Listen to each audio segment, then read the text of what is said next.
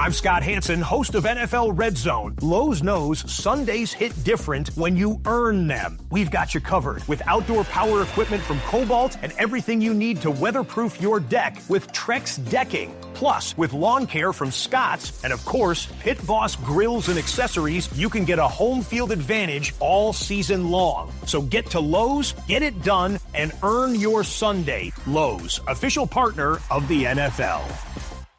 Banking with Capital One helps you keep more money in your wallet with no fees or minimums on checking accounts and no overdraft fees. Just ask the Capital One bank guy. It's pretty much all he talks about, in a good way. He'd also tell you that this podcast is his favorite podcast, too. Ah, really? Thanks, Capital One bank guy. What's in your wallet? Terms apply. See CapitalOne.com/bank. Capital One N.A. member FDIC. A lot of supplement brands chase trends, but if you're serious about your health, we know research-backed science is what actually moves the needle. Momentous works with the best brains in human science to create every formula, and every batch is made of pure ingredients, tested for safety, and does not contain fillers. So you get the best long-term results possible. Creatine isn't just for muscle gains, it's essential daily fuel for your brain, body, and long-term performance. Momentous CreaPure Creatine is backed by leading performance experts like Dr. Andrew Huberman and Dr. Stacy Sims. Sourced exclusively in Germany, CreaPure sets the gold standard for creatine, delivering the purest form, creatine monohydrate, that's rigorously washed and never cut with fillers. With over 2,000 5-star reviews, over 112,000 customers have seen the results firsthand. With Momentous, the fundamentals are done right. Right now, Momentous is offering our listeners up to 35% off your first subscription order with promo code ACAST. Go to livemomentous.com and use promo code ACAST for up to 35% off your first subscription order. That's livemomentous.com, promo code ACAST. This episode is brought to you by Progressive Insurance. Do you ever think about switching insurance companies to see if you could save some cash? Progressive makes it easy to see if you could save when you bundle your home and auto policies. Try it at Progressive.com. Progressive Casualty Insurance Company and Affiliates. Potential savings will vary. Not available in all states.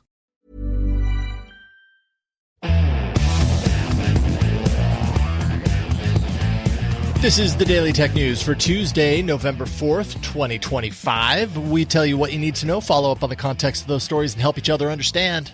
Today, Stable Diffusion comes out ahead of Getty Images in the UK, but does it set any precedent? That's a good question, Tom. I'm happy you asked. I'm Jason Howell. I'm Tom Merritt. Let's start with what you need to know with the big story. Yes, Getty Images has officially lost its UK lawsuit against Stability AI. Mostly, I'd say. The lawsuit centered. It's mostly dead. It's mostly a loss is more what I mean. The lawsuit centered on claims of primary copyright infringement, secondary copyright infringement, trademark infringement, lots of infringement going on around here. Getty dropped the main copyright argument during the trial. It was unable to prove that Stable Diffusion was trained on Getty Images in the UK. It also could not prove that Stable Diffusion was able to reproduce exact images from its catalog. And Judge Joanna Smith found Getty's trademark infringed on some AI outputs that included Getty's watermark. So the watermark could sometimes be made to appear, but called the impact, quote, historic and extremely limited, which we can get into. The judge basically dismissed secondary copyright claims, like I said, ruling that because Stable Diffusion's model doesn't actually store or reproduce full works from Getty Images catalog, it doesn't create infringing copies. And this is something that we keep kind of hearing is, is it actually storing or creating a copy, or is it, influenced by this information to create something else? And that's kind of what we're looking at here. Getty is also, by the way, pursuing legal action against Stability AI in the U.S. This clearly has nothing to do with the AI, with the U.S. case,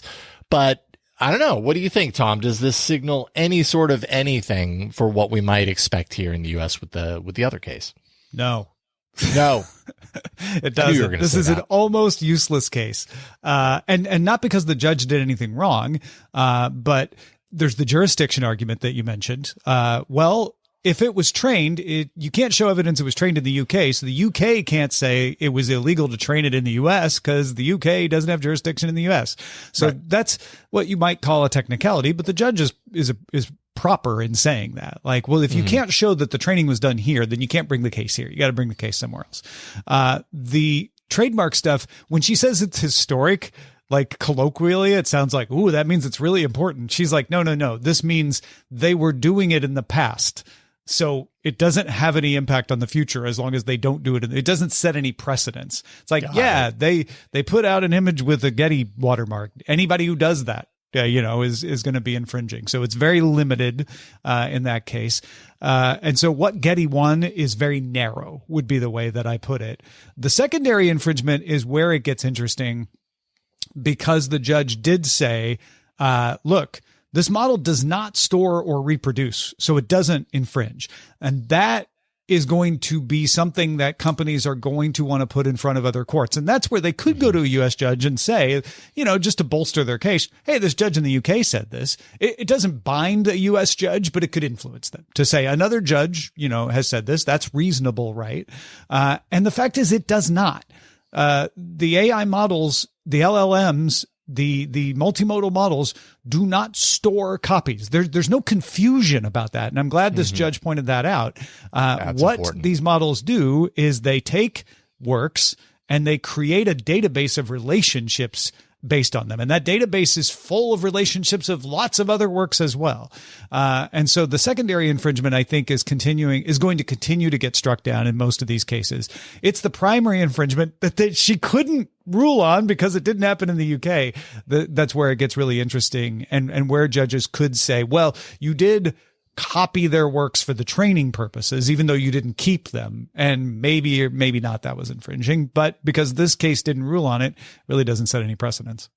Yeah. I think what's interesting to me is a few things. One, these cases aren't, at least at this point, not seeming to be completely open and shut. There is, you know what I mean? Like, I think there are a lot of people who look at what, companies like Stability AI are doing as far as they're training their models, and what they hope is, dang it, it's going to go in there and it's going to be a clear cut case that this is absolutely, not okay for them to be doing. And while this isn't setting precedent, it's not an open and shut case, which shows that there's still a lot to be figured out. And I wonder, like, in aggregate, when you take the ruling of this, and you've got the books case that we got a ruling, very recently there was the Universal Music Group, versus Udio, and that kind of got settled. Obviously they announced a deal there, so that's a little bit different. But all these things in aggregate, do they point toward a guess that we can make as far as, like, once a final determination around fair use and how this data is being used is made, what are the tea leaves saying at this point? Like, I don't know. I'm curious to know your thoughts on that. I mean, what you're describing to me just sounds like the way the law works. When you rarely have open and shut cases, right? Or otherwise you wouldn't need an adversarial process. If everything was open and shut, you could just have a judge look at it and go, yep, they're guilty. And there we go. The reason you have trials is because there are nuances, and you need a judge to come out and say, okay, let me judge these nuances and decide where it goes. And we need one of two things. Either we need a new law in whether we're talking about the UK or somewhere else, we need a law that says very clearly, here's what's legal and here's what isn't. And then you'll get fewer of these cases. The reason you have these cases is our laws don't contemplate this situation. They don't contemplate a large language model and a relational database and all the nuances and complexities that go along with it, which is why you keep seeing all these nuanced and complex cases coming forward. Short of a new law, what we need is the highest court in the UK, the Supreme Court there, or the Supreme Court in the United States or anywhere else, to weigh in and say, this is what we think. That won't stop all lawsuits, but it will give you the guidelines that let companies avoid them if they want to, right? And companies that like to skate the line might still get brought to court in that case, but it would reduce the number because at least you'd have a precedent to go on. But until we get we'll probably get the high court's ruling before we get a new law. And until we get one of those, you're going to continue to see a lot of these cases trying things out, because trademark and copyright laws have always contemplated that humans are behind everything. And they've contemplated a world where it's very clear what is a copy and what isn't. And LLMs have muddied both of those waters. They really have. They have definitely muddied those waters. It's no longer very clear to see that. Obviously, Stability is going to cheer this and feel validated in that regard. And there might be other, AI companies looking at this and going, okay, for whatever reason, be it false comfort or whatever, feeling validated on their end too. Well, Getty is cheering this, right? Because that's good PR to say, like, they ruled that you can't output our watermark, right? Yeah, everybody's going to try to spin it the best way possible. So they can celebrate. Yeah. Yeah. Interesting nonetheless. I'm super curious to, I don't know, snap forward 5 years from now or however long it's going to take to see where this all settles, because, we're just seeing these cases happening. It's just fascinating to me to watch it play out. Like you said, I think the point of, we've had a good understanding or pretty reasonable understanding of what this all means. And then along comes this new technology that really forces a foundational shift in how we look at these things. And so it's a pretty interesting time for ownership right now, and to understand what is ownership in the current age. Yeah. And for, the listeners of our show, what we hope you get out of us discussing this is an understanding that no single headline you see is going to be like, well, that's the case, at this point. That's right. That. And when you see Getty and Stable Diffusion both claiming victory, that's why, right? At least you'll understand that much. And that is made possible thanks to you guys who support the show. Big thanks to folks like Mike Akins, Norm Fazekas, Chris Allen, and welcome to our brand new patrons who support us on patreon.com/DTNS, Sammy D and Ricky S. Welcome, Sammy D and Ricky S. Good to have you. As a small business owner, you don't have the luxury of clocking out early. Your business is on your mind 24/7. So when you're hiring, you need a partner that works just as hard as you do. That hiring partner is LinkedIn Jobs. When you clock out, LinkedIn clocks in. LinkedIn makes it easy to post your job for free, share it with your network, and get qualified candidates that you can manage, all in one place. With LinkedIn's new tools, you can write great job descriptions and quickly get your post in front of the right people using deep candidate insights. You can either post your job for free or pay to promote it. Promoted jobs get 3 times more qualified applicants. At the end of the day, what matters most is the quality of your candidates. 72% of small businesses using LinkedIn say it helps them find high-quality hires. And you can boost your reach by adding a hashtag hiring frame to your profile picture to get twice as many qualified candidates. Find out why more than 2.5 million small businesses use LinkedIn for hiring. Post your job for free at linkedin.com/DTNS. That's linkedin.com/DTNS. Terms and conditions apply.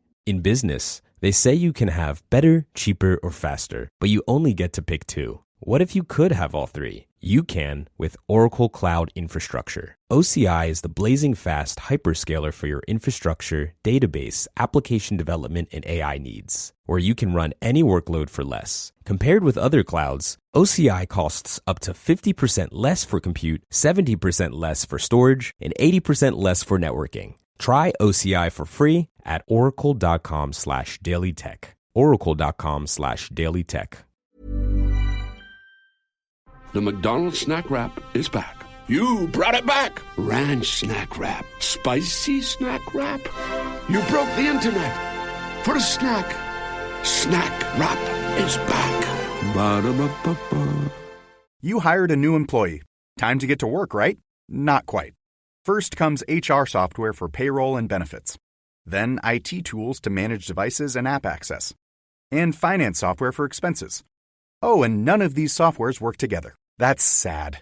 Software as a disservice. Rippling lets you run HR, IT, and finance on one unified platform with automations that save time and connect your workflows. For a limited time, you can get 6 months of Rippling free when you sign up at rippling.com/podcast. That's RIPPLING.com/podcast. Terms and conditions apply. Tired of your car insurance rate going up even with a clean driving record? You're not alone. That's why there's Jerry, your proactive insurance assistant. Jerry compares rates side by side from over 50 top insurers and helps you switch with ease. Jerry even tracks market rates and alerts you when it's best to shop. No spam calls, no hidden fees. Drivers who save with Jerry could save over $1,300 a year. Switch with confidence. Download the Jerry app or visit jerry.ai/ACAST today. All right, we have a lot more to talk about, so let's get to the briefs.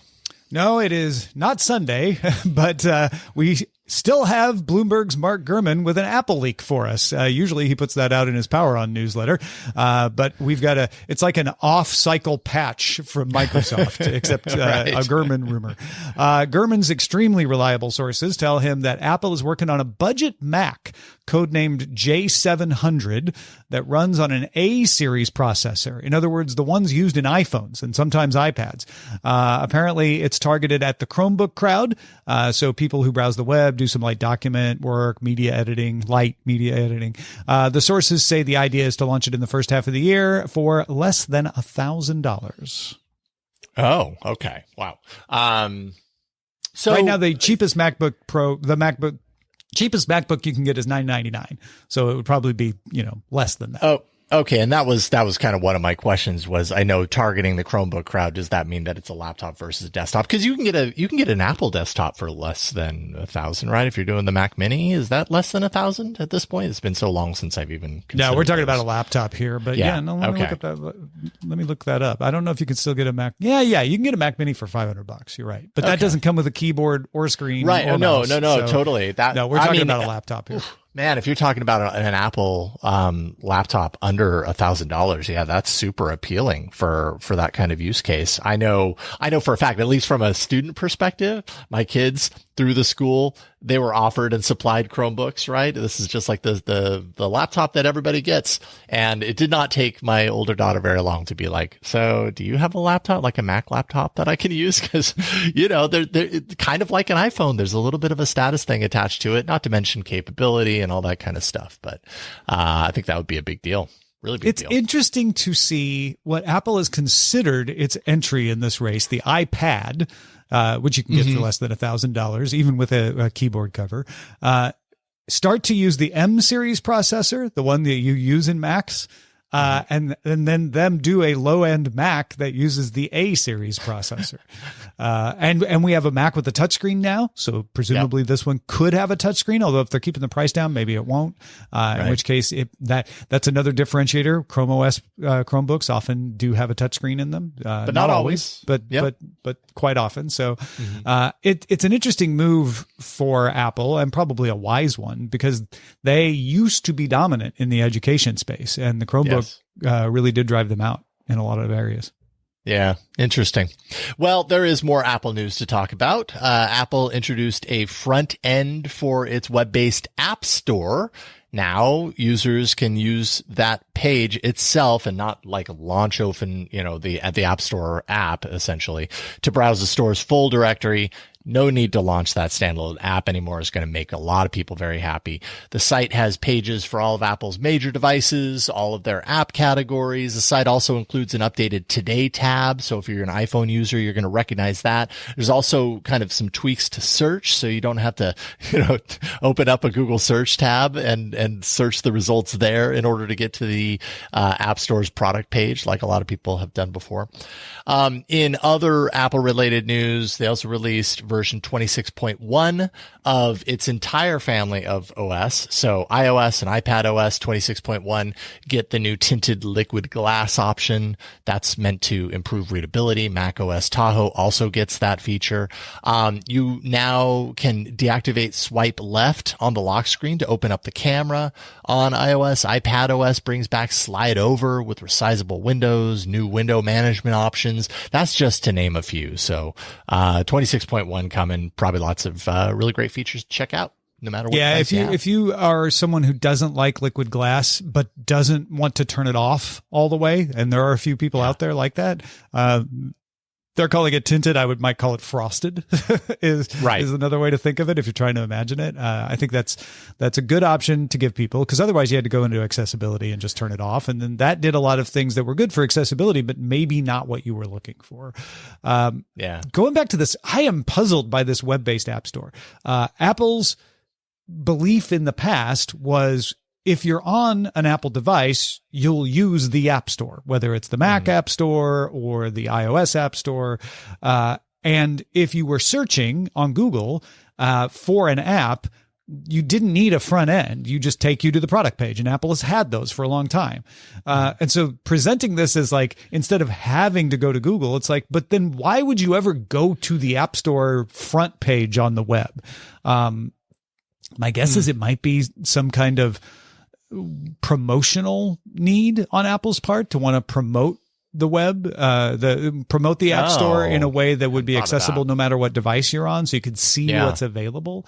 Maybe that's part of it. But as far as being directed towards a user of an Apple product, I don't know why you would prefer to use this, since once you get to the app you're looking for, it's just going to knock you to the App Store anyway.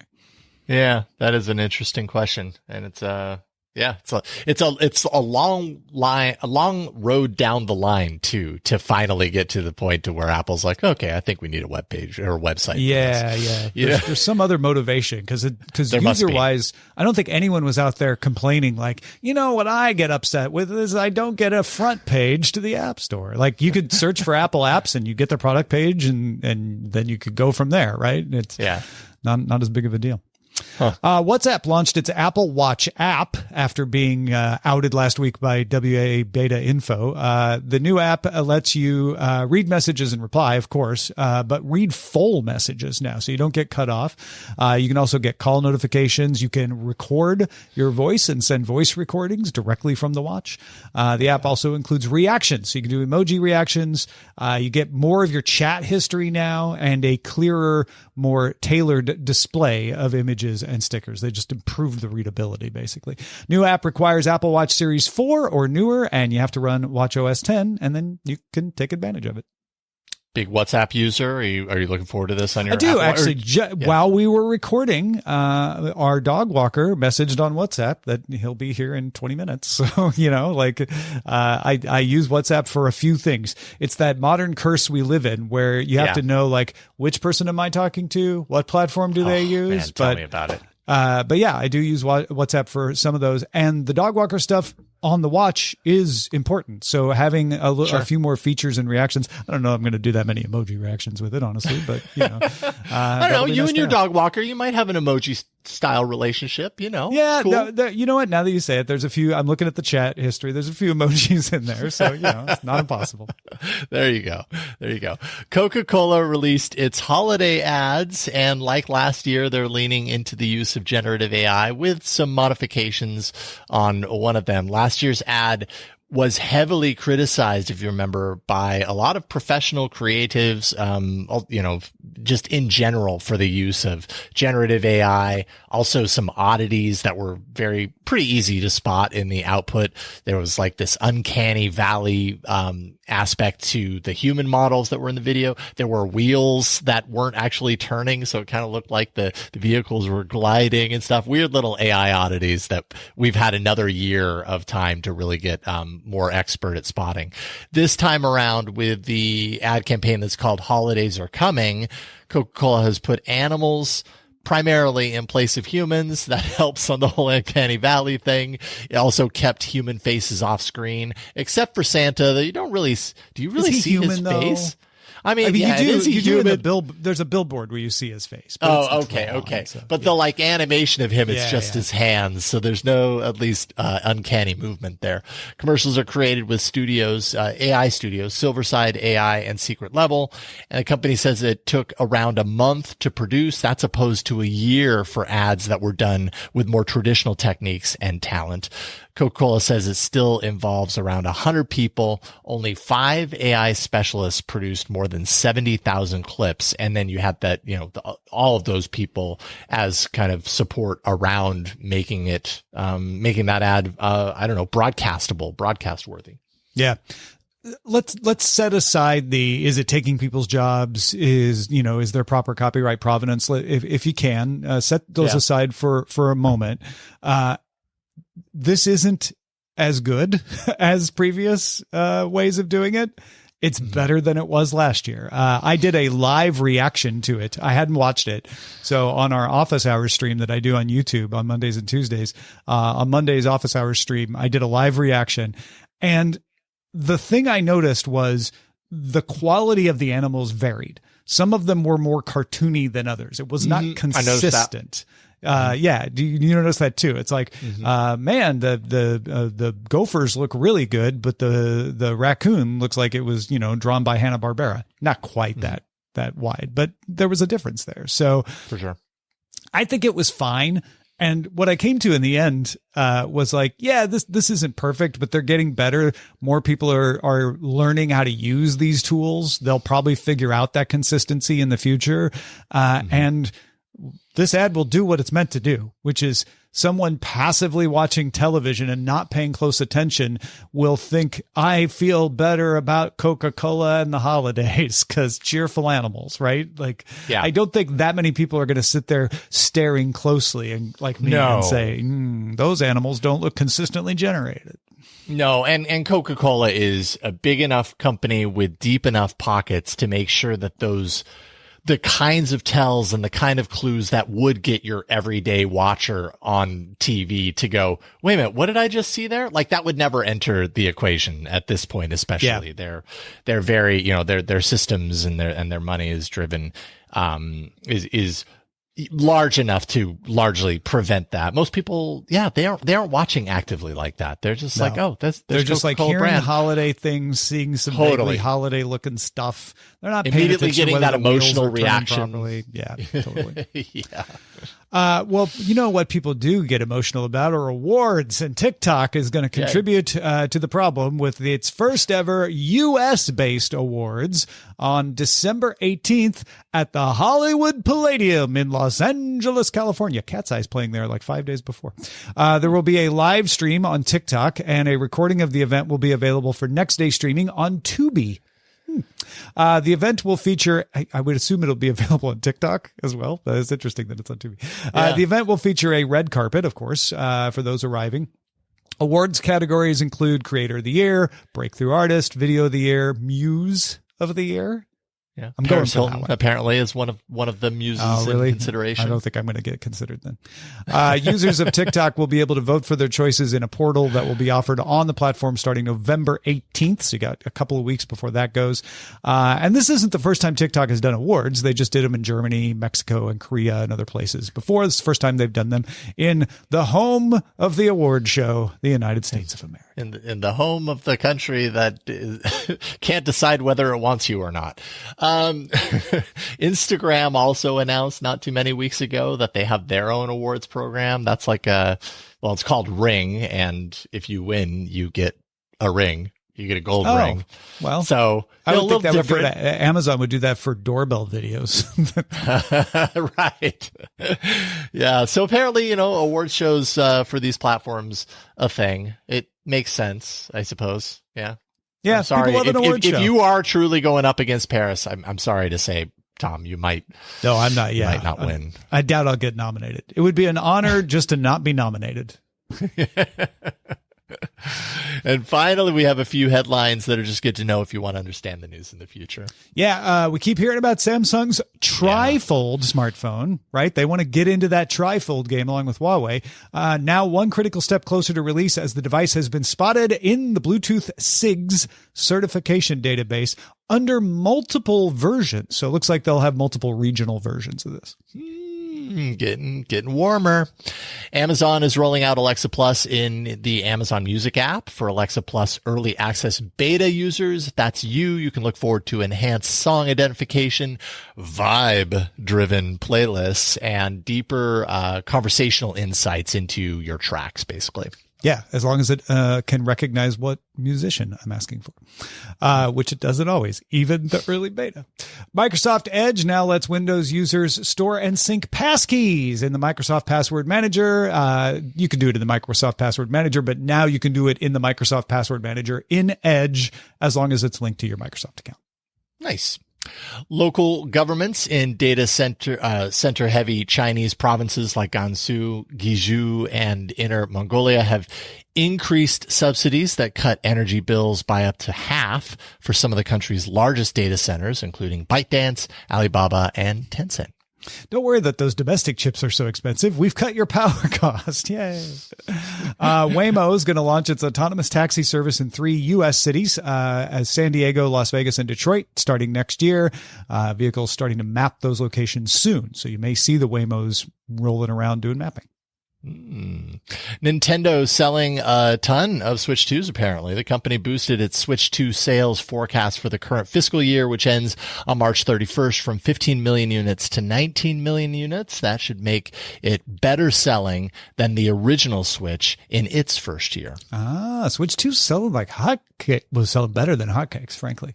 Hotcakes don't sell as well as they used. No. Yeah. Not as well as they used to. Yeah. Yeah, if you call them flapjacks. Oh, there you go. Hotcakes too. Flapjacks.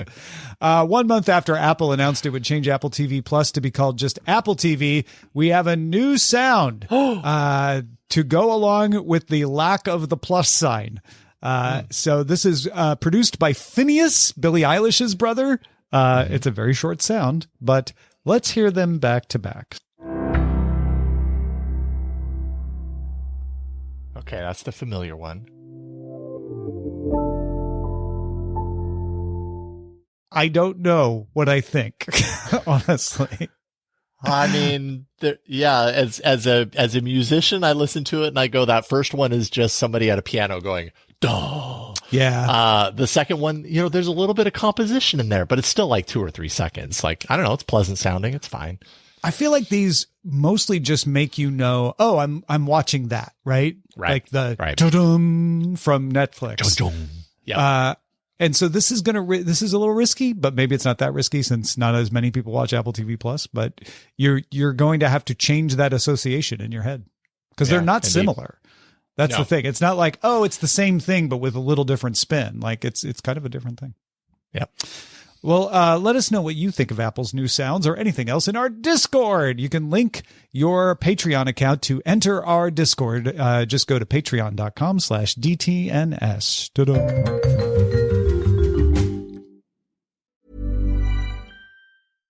The McDonald's Snack Wrap is back. You brought it back. Ranch Snack Wrap. Spicy Snack Wrap. You broke the internet. For a snack. Snack Wrap is back. Ba-da-ba-ba-ba. This episode is brought to you by Progressive Insurance.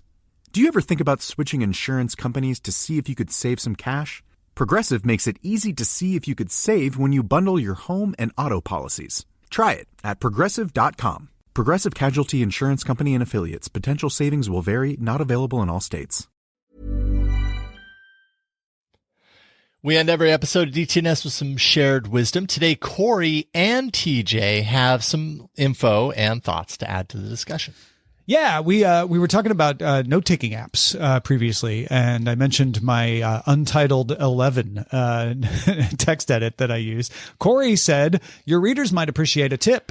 There are minimal, uncomplicated note-taking apps out there. I use Standard Notes, a part of the Proton extended universe.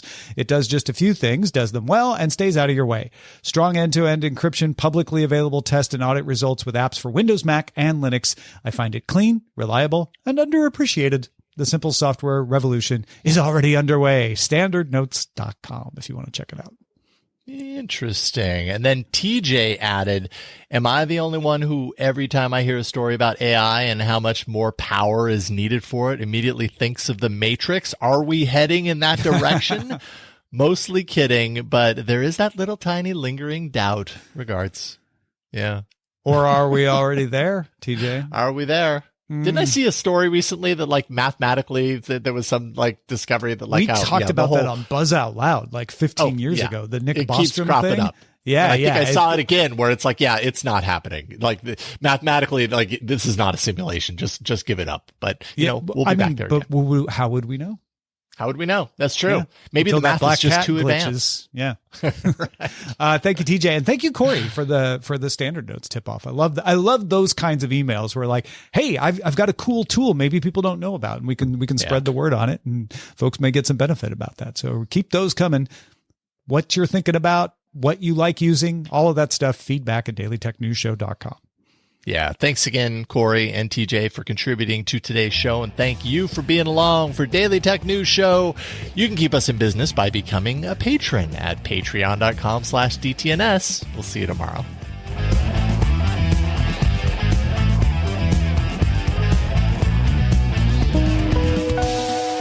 The DTNS family of podcasts, helping each other understand. Diamond Club hopes you have enjoyed this program.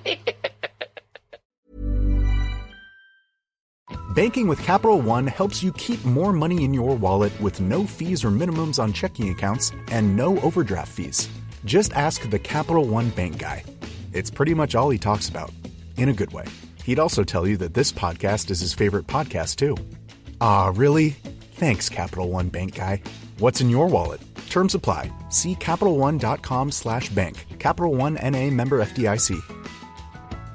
Hey, it's Maya and Sim from the Girls That Invest podcast. If you are an IT or security pro, you know managing devices, identities, and applications can feel overwhelming and honestly risky. That's where Trellica by 1Password comes in. It helps conquer SaaS sprawl and shadow IT by discovering every app your team uses, managed or not. With pre-built app profiles, you can assess risk, manage access, and even optimize your software spend. Plus, it simplifies onboarding, offboarding, and compliance, all while cutting costs by eliminating unused licenses. Take the first step to better security for your team. Learn more at onepassword.com/special offer.